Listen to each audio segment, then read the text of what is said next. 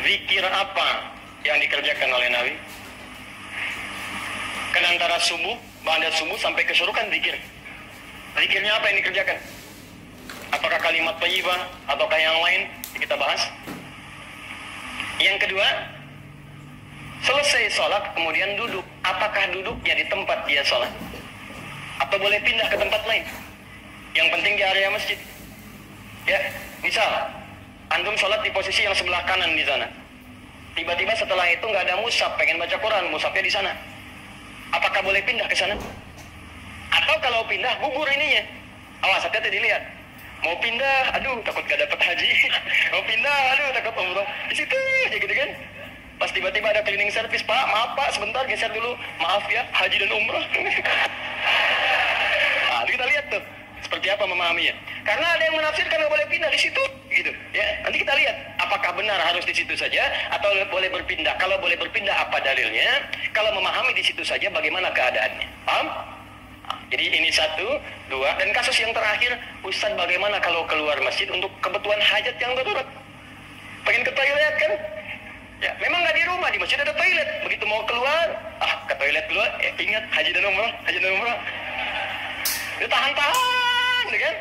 Ya syurufnya dapat, sakitnya juga dapat, gitu kan? Nah itu seperti itu bagaimana kemudian solusi hukumnya. Nah kita bahas pelan-pelan. Di dalam Al-Quran disebutkan beberapa aktivitas yang mampu mendekatkan dan mengingatkan kita dengan Allah dan langsung disebut dengan zikir.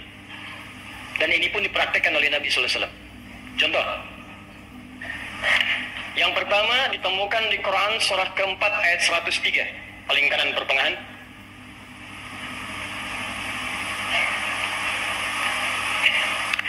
فَإِذَا قَضَيْتُمُ الصَّلَاةَ فَاذْكُرُوا اللَّهَ قِيَامًا وَقُعُودًا وَعَلَى جُنُوبِكُمْ. Maka jika Anda telah tuntas mengerjakan salat, maka segeralah berzikir kepada Allah Subhanahu wa taala. Di amalan sunnah pasca salat berzikir, zikir dulu. Bisa Anda kerjakan kalau buru-buru ya sambil berdiri berjalan. Jadi waktu umum ya. Misalnya ini Anda setelah sholat zuhur nih harus ke kantor, ya dikejar-kejar langsung berangkat lagi. Tapi kan Anda buru-buru keluar pun kan tidak mengganggu Anda untuk mengucapkan kalimat-kalimat zikir. Misalnya apa? Nabi mengamalkan pasca sholat hadis riwayat Muslim, nomor hadis 571. Hadis riwayat Muslim, nomor hadis 571. Setiap selesai salat Nabi mengatakan, perhatikan kalimatnya, Astaghfirullah, Astaghfirullah, Astaghfirullah. Allahumma antas salam, wa minkas salam, tabarakta ya dzal jalali wal ikram. Apa Anda nggak bisa sambil keluar mengucapkan Astaghfirullah, Astaghfirullah, Astaghfirullah? Ini kata Al-Quran, sesibuk apapun Anda, begitu selesai salat apa nggak bisa sambil jalan Astaghfirullah, Astaghfirullah, Astaghfirullah. Daripada Anda keluar membicarakan sesuatu yang tidak penting. Bahkan nggak berkata apa-apa, jalan aja. Mendingan pakai zikir kan? Astaghfirullah, Astaghfirullah, Astaghfirullah. Wa man antas salam, minkas salam, tabarakta ya dzal jalali wal ikram. Hadis Muslim, nomor hadis 573. La ilaha illallah wahdahu la syarika lah, lahul mulku wa lahul hamdu wa huwa ala kulli syai'in qadir. Ya kalau Anda misalnya nggak terlampau sibuk, silahkan sambil duduk. Konteks tadi setelah selesai menunaikan salat subuh, antum pengen berzikir dulu, maka jenis zikir yang pertama adalah mengucapkan kalimat-kalimat thayyibah. Kalimat thayyibah.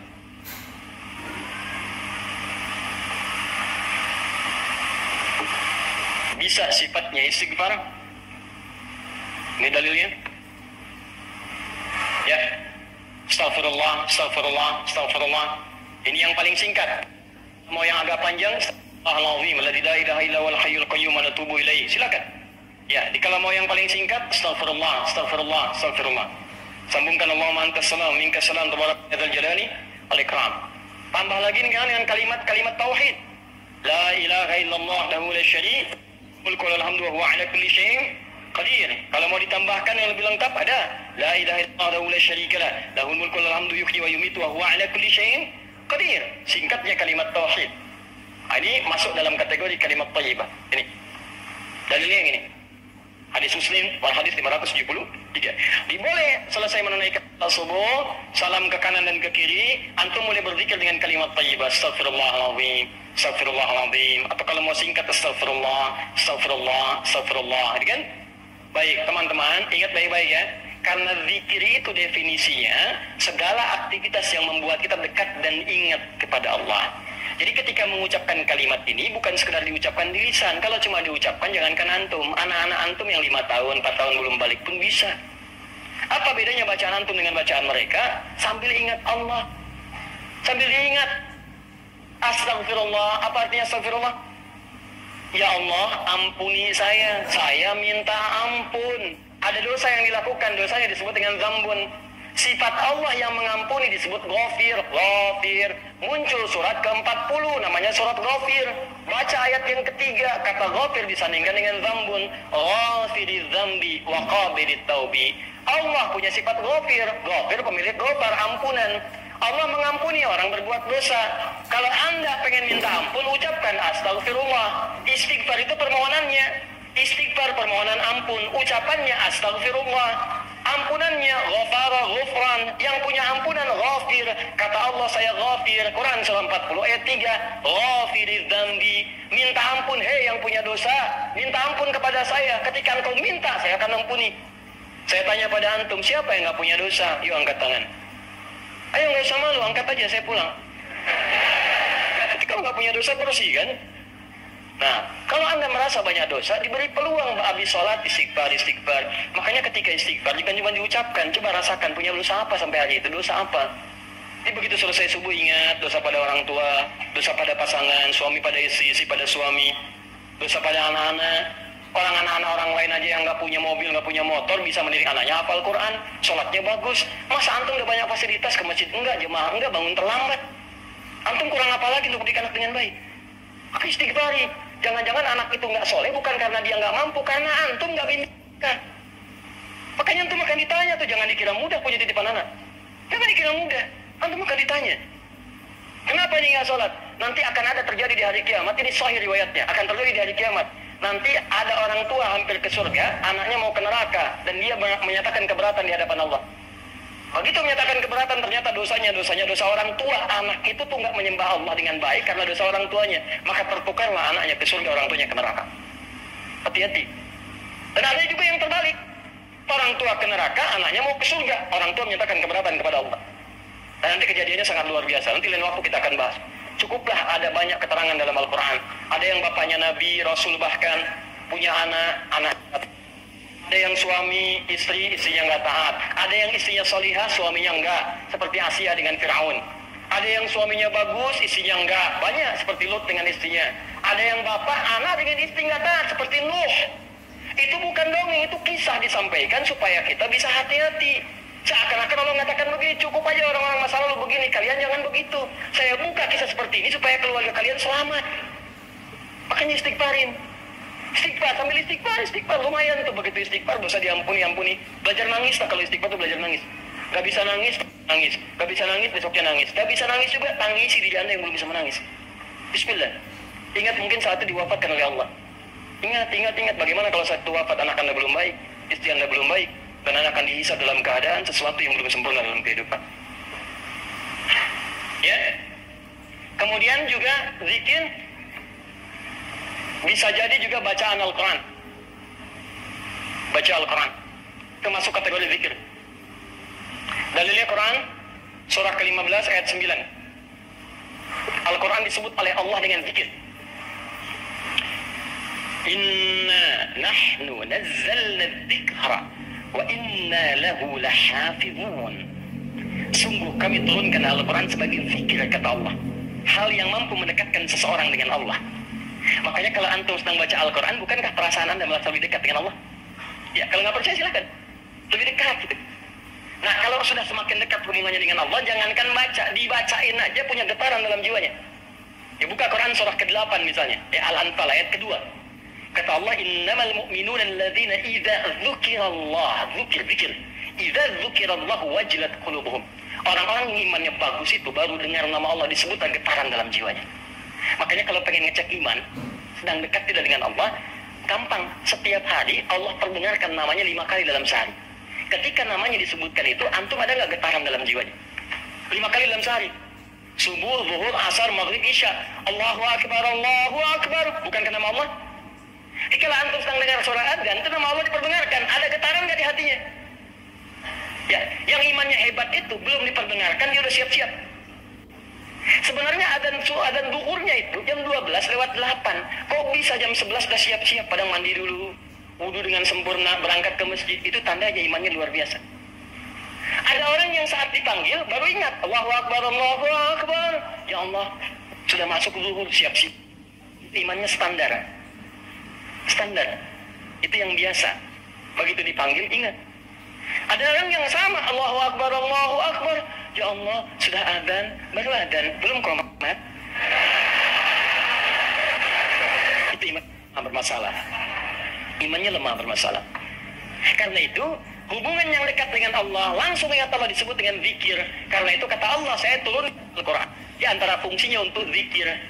Jadi kalau Anda ba'da salat subuh, misalnya, sudah astagfirullah, astagfirullah, astagfirullah, istighfar, syuruk belum muncul. Mushaf. Ya, baca.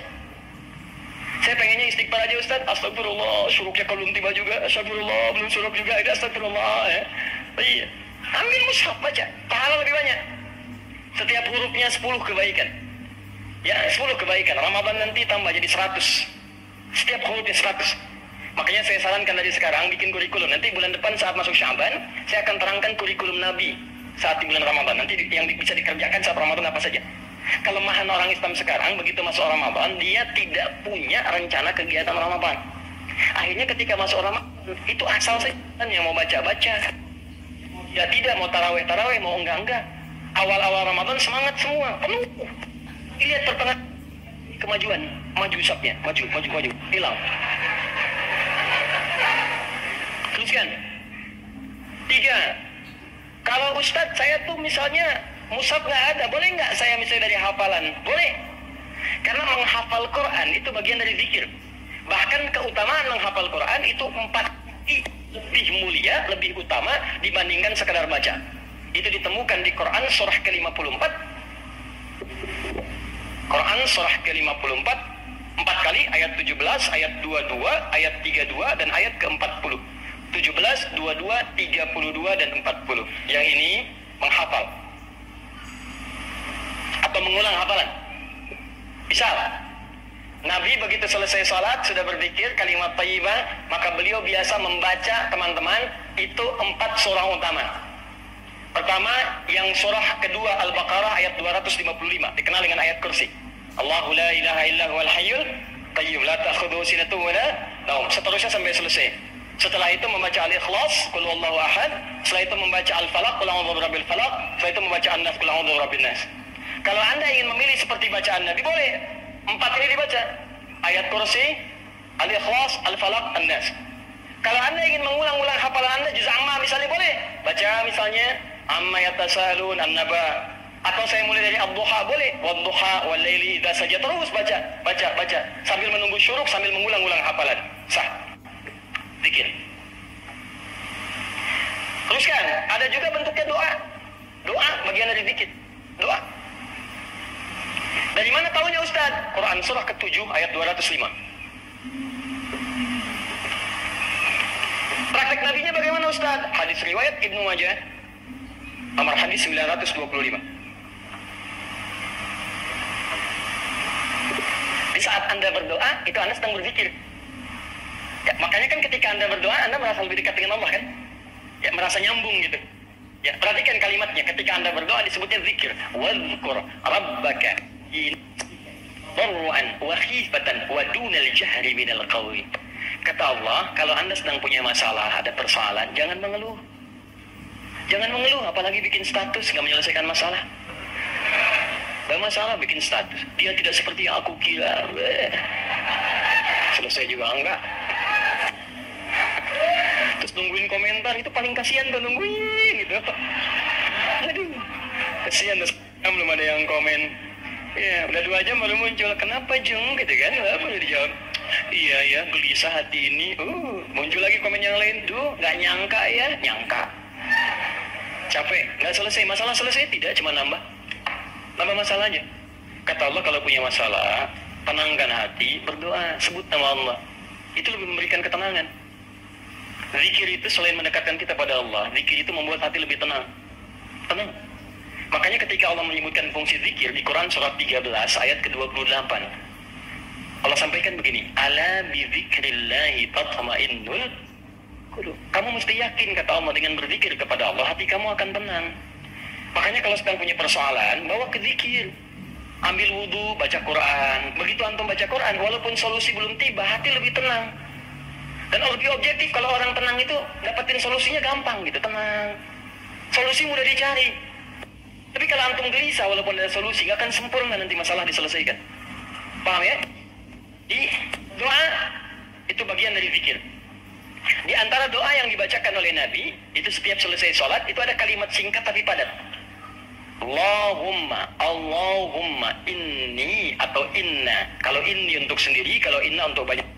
Allahumma inni as'aluka ilman nafi'a wa rizqan thayyiba wa amalan mutaqabbala. Ya Allah, hamba mohon kepadamu, anugerahkan hamba pengetahuan yang bermanfaat. Pengetahuan yang bermanfaat itu pengetahuan yang bisa meningkatkan wawasan dan menguatkan iman. Itu rumusnya di Quran surah 58 ayat ke-11. Jadi kalau teman-teman ngaji dengan siapapun, ustadz manapun, di tempat manapun, ukurannya dua. Wawasannya bertambah enggak? Awas hati-hati, kalau ngaji tapi wawasan enggak bertambah, itu ada sesuatu yang salah di pengajian nih. Ngaji cuman ketawa aja gitu kan? Ya, tapi enggak jelas dapatnya apa. Yang paling aneh ngaji, yang dicari-cari jin, ya kan? Atau apa, itu paling aneh itu. Apa yang didapatkan? Terus nambah hari ini sholat, ngaji ke pengajian sholat, dapat tambahan wawasan. Oh begini cara takbir yang baik, bisa sejajar dengan bahu, bisa sejajar dengan daun telinga, ya kakinya terbuka selebar bahu, badannya tegap. Jadi begitu antum praktekan, punya tambahan wawasan, kepake dalam ibadah. Oh begini cara sujud yang sempurna, ajari. Itulah yang disebut dengan teman-teman iman yang baik, ilmu yang baik. Yang kedua, imannya meningkat, lebih dekat dengan Allah. Jadi kalau antum ngaji dimanapun, di antara cirinya wawasannya luas, tapi keimanan pun bertambah. Karena ada orang yang belajar Islam Pak, cuman keimanannya makin berkurang. Itu yang paling aneh tuh orang-orang liberal. Belajar Islam ke Eropa, belajar Islam ke Amerika, pulang-pulang konslet. Betul ya, semua agama sama, menuju Tuhan yang sama, cuman caranya beda-beda. Ente ini aneh, belajar Islam pada orang yang bukan Islam. Belajar sholat pada orang yang tidak sholat, ya bagaimana bisa mendapatkan nilai-nilai sholat dalam kehidupan? Makanya pulang-pulang pada aneh. Hargailah hak LGBT. Banyak akhirnya, jadi penyakit akhirnya gitu kan. Nah, dan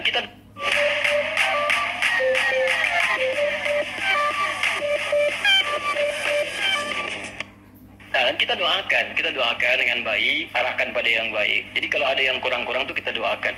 Ya buang dulu celahan-celahan. Yang kalau mau dicela itu perbuatannya, bukan orangnya. Cela perbuatannya, kemudian doakan kepada yang lebih baik. Karena boleh jadi dia bisa berubah dalam kebaikan. Paham seperti ini? Jadi demikian teman-teman sekalian. Ya, doa isi. Kemudian di situ awas hati-hati ya, dua ya cirinya ya. Satu, imannya menguat, kedua wawasan bertambah. Termasuk pengajian saya ini ya, kalau saya mengajar dimanapun, tidak membuat Anda lebih dekat dengan Allah, tolong tinggalkan saya. Anda cari guru lain. Cari guru lain, cari yang baik-baik. Yang membuat Anda lebih dekat dengan Allah. Atau Anda lebih dekat dengan Allah, cuman sayang, wawasan nggak bertambah, itu pun bahaya. Ibadah nggak cukup dengan semangat. Ya Allah, saya banyak dosa, saya pengen berubah ya Allah. Saya semakin kuat imannya, besok saya sholat subuh 4 rakaat. Gak bisa. Ya. Jadi iman kuat tapi wawasan nggak ada gitu. Begitu sholat subuh 4 rakaat, itu kan bahaya. Ya, paham ya? Nah, jadi dua ini mesti balance ya, antara iman dengan ilmu itu mesti seimbang. Tayyib. Fokus baik-baik. Satu, kita ulangi apa saya tadi, satu kalimat thayyibat. Yang kedua, bacaan Al-Quran kan? Yang ketiga, baca hafalan ayat-ayat Al-Quran. Yang keempat, doa. Yang kelima, menyebutkan nama-nama Allah atau Al-Asma'ul Husna. Boleh, itu zikir. Ustaz, apa dalilnya? Dalilnya Quran surah kedua ayat 152 ditafsirkan dengan Quran surah ke-17 ayat 110. Quran surah kedua ayat 152 paling kanan sebelah bawah ditafsir dengan Quran surah 17 ayat 110 paling kanan di pertengahan. Ini bagian terakhir. Quran surah kedua ayat 152 Allah minta Fadhkuruni, kata Allah, zikir, sebut aku, sebut aku, sebut aku. Sebut nama Allah. Orang-orang yang sering menyebut Allah maka akan disebut-sebut namanya oleh Allah. Indah ya. Antum aja nama disebut-sebut di TV, senangnya luar biasa kan? Wah, Pak Asep adalah jemaah subuh yang sangat luar biasa. Datang ke Masjid Nurul Bahri, jam 3 sudah di masjid, masuk tayangan Anda. Tapi memang disayangkan, jam 3 sudah adzan Pak Asep, ya kan? Tapi kan antum enak, ya disebutkan di TV tersanjung, ya disebutkan di komplek tersanjung. Kenapa antum tidak merasa tersanjung ketika nama antum disebut-sebut oleh Allah Subhanahu wa taala? Kata Allah, "Fadhkuruni adzkurkum." Sebut namaku. Ketika engkau menyebutku, aku akan sebut-sebut namamu. Maka ada hamba-hamba Allah yang disebut oleh Allah, si fulan, si fulan, si fulan, si fulan. Ya, di antara yang disebut itu ada dua. Siapa? Orang-orang yang sering menyebut nama Allah, khususnya terkait dengan nama-namanya yang mulia. Dari mana taunya? Tafsirkan dengan Quran surat 17 ayat 110. Perhatikan kalimatnya. Kata Allah, "Qulidullaha." Panggil aku Allah. Sebut. Minta. Ada masalah, ada doa, ada masalah, ada solusi, pengen nyebut Allah, sedang punya persoalan, sebut. Kata Allah, panggil namaku Allah. Awidur Rahman atau Rahman. Ini paling singkat kalau Anda sedang ada masalah, pengen solusi, atau pengen menyebut nama Allah, sebut ya Allah, ya Allah, ya Rahman. Tapi Allah tawarkan begini, ayyamma tad'u falahul asma'ul husna. Ketika engkau ingin memanggilku, menyebutku, aku punya nama-nama terbaik yang sangat sesuai dengan kebutuhan kalian. Di teman-teman bisa sebutkan, misal Anda di pagi itu berharap rezeki pengen ditambah oleh Allah, sebut ya Allah ya Razzaq, ya Allah ya Razzaq, ya Allah ya Razzaq, ya Allah ya Razzaq. Allahumma zid fi rizqi, Allahumma rzuqni rizqan thayyiban halala. Ya Allah ya Razzaq, ya Allah pemilik rezeki, zidni fi rizqi, ya Allah tambahkan rezeki saya. Allahumma rzuqni rizqan halalan thayyiban. Berikan rezeki kepada saya yang halal dan yang terbaik yang mampu saya dapatkan. Anda sedang punya persoalan, sebut namanya ya Allah ya Al-Fattah, ya Al-Fattah, ya Al-Fattah. Iftah li kullil khair. Ya Allah ya Al-Fattah yang pemilik segala solusi, bukakan kepadaku solusi terbaik dari setiap persoalan yang aku alami sampai dengan saat ini. Anda ada yang ganggu di pekerjaan, ada yang sedang usil iseng, sebut ya Allah ya Jabbar, ya Jabbar, ya Jabbar, ya Malik. Ya Malik, ya Rabb, ya Malik, Allahumma ya Jabbar. Ya Allah yang Maha Pelindung, Raja dari segala raja, lindungi aku dari tangan-tangan orang-orang yang jahil. Anda sedang banyak ujian, sebut ya Allah ya Sabar, ya Sabar, ya Sabar, ya Sabar, zidni sabra. Ya Allah yang Maha memiliki segala sifat kesabaran, tolong tambahkan kesabaran pada diriku untuk bisa mampu mengatasi ujian yang tengah engkau ujikan. Anda yang sedang mau ujian, ya Allah, Allahumma ya Alim, ya Alim, ya Alim, ya Alim, alimni ya Allah ma jahiltu, wanfa'ni bima ta'allamtu, wa najirni fi imtihani ya Allah bima radit. Ya Allah yang Alim, yang Maha pemilik ilmu, tambahkan ilmu kepadaku, ajarkan apa yang belum aku ketahui, berikan manfaat pada apa yang telah aku pelajari, dan luluskan aku dalam ujian yang akan aku alami. Minta. Kata Allah, udkurni, fadkuruni, adzkurkum. Sebut saya, aku sebut kamu. Engkau panggil namaku dengan nama terbaikku, aku berikan kemudian sesuai dengan apa yang kau butuhkan. Cukup Pak, 5 ini kerjakan habis subuh, selesai. Astagfirullah, astagfirullah, astagfirullah. Allahumma antas salam. Habis itu baca Quran. Baca Quran diulang. Ya, ayat kursi, Al-Ikhlas, Al-Falaq, An-Nas. Habis itu kemudian antum berdoa, habis doa sebut nama Allah. Begitu lihat jam 8. Bunyi waktu syuruk muncul gitu kan. Kan sekarang ada zaman digital kan. Zaman digital yang hitungnya gampang kok. Biasanya itu kalau dari subuh teman-teman dari waktunya itu 1 jam, 1 jam setengah itu udah masuk syuruk. 1 jam lah. 1 jam. Jadi kalau sekarang kurang lebih 5 misalnya, yaitu 1 jam kemudian atau 1 jam lewat 10-15 menit sudah masuk ke syuruk. Ya, jadi begitu sudah masuk syuruk, ya antum tunaikan salat 2 rakaat. Ada yang nunggu dulu 5 menit supaya lebih aman misalnya, silakan. Gak ada masalah, tunggu 5 menit selesai, tunaikan salat 2 rakaat. Begitu salat sujud namain, ya Allah dekatkan aku kepadamu, ya Allah jadikan aku terhubung dengan ridhamu, ya Allah berikan aku kemuliaan-kemuliaan, sekalipun belum haji berikan pahala haji dan umrah kepadaku. Masya Allah.